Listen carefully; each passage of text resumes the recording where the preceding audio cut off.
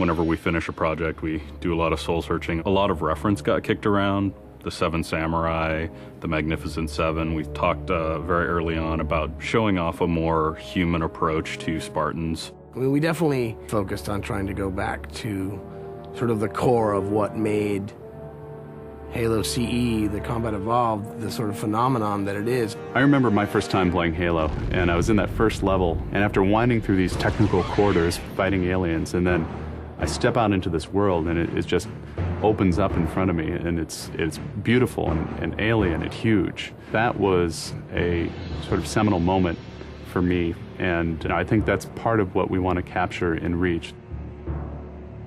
Something that was core to the game at the beginning was that sense of wonder and exploration. We started with a series of events. We basically set out like, okay, from this date on Reach to this date, we built a military campaign. We all had a desire to really flesh out the backstory of what happened prior to Master Chief and Cortana even entering the picture. We knew there were other Spartans, and it just seemed like such a rich area to tell a character-driven story with new characters. We wanted this team to feel like a Delta Force type team that are usually a smaller number. Why are we not seeing explosives residue? This particular team, Noble Team, they've survived by staying together.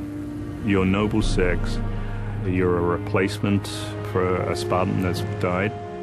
You're experiencing this story, boots in the mud.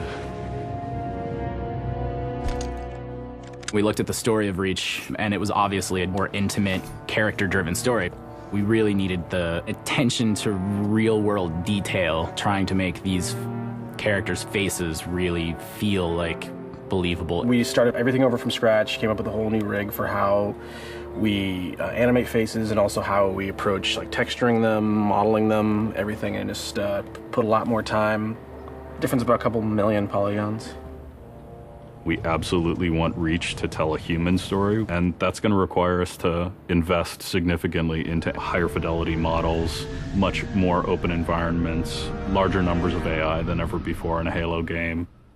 To pull off the vision for what we had for this game, we ended up gutting almost every part of the engine, retooling things to make it run faster, to make it run better, it looked better. We had to throw out all of our technical systems. We had to then throw out the content that went with it because that content didn't represent the new bar we were going for.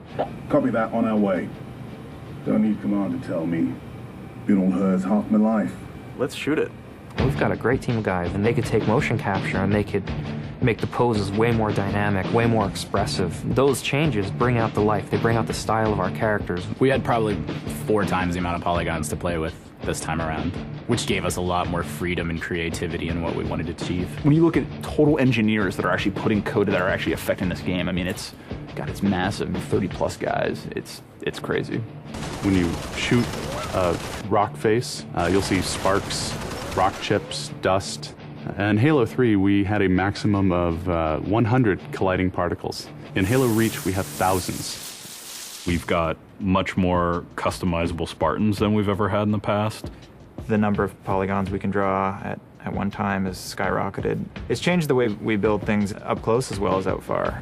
This is where Noble Team arrives, and then you're going to work your way down, all the way down these terraces. Big open environments, epic skyboxes. These are things that are quintessential to Halo. Like, we're building a planet that exists 500 years from now. We want to build spaces that you want to explore. We want to put twice as many characters, vehicles, and weapons into that environment. That's going to require massive improvements to the way we handle our artificial intelligence in the game. We now can put so many AI in an encounter that you can put 4 Spartans, the player, 8 Marines against 30-ish Covenant, and that's an actual serious challenge. Bringing the elites back was something that was really a true joy for us because they're such an awesome character to fight. What if the Spartans and the soldiers don't actually understand what the aliens are saying? What's that going to feel like? What if we can get back to having the aliens feel really alien and threatening?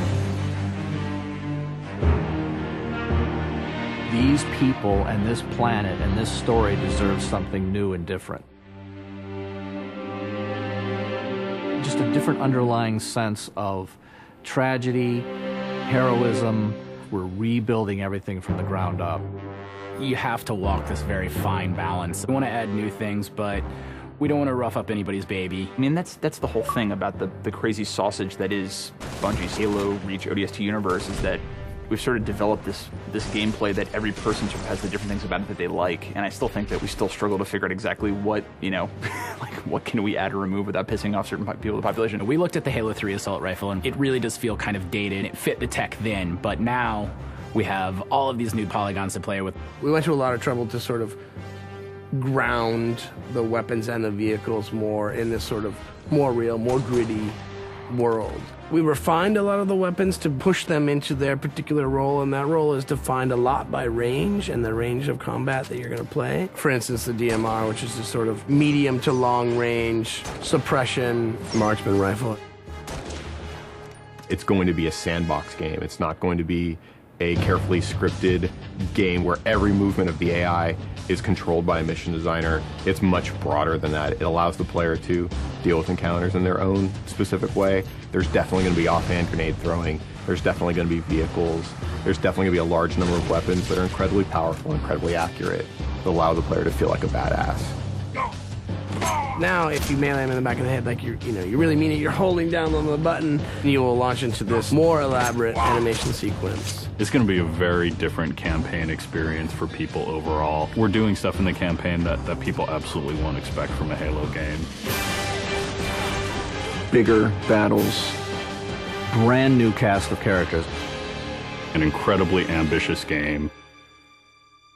Every neuron in my head is firing with just reach, reach, reach. We knew from the beginning what the end was going to be. This is the definitive Halo made by the people who created Halo.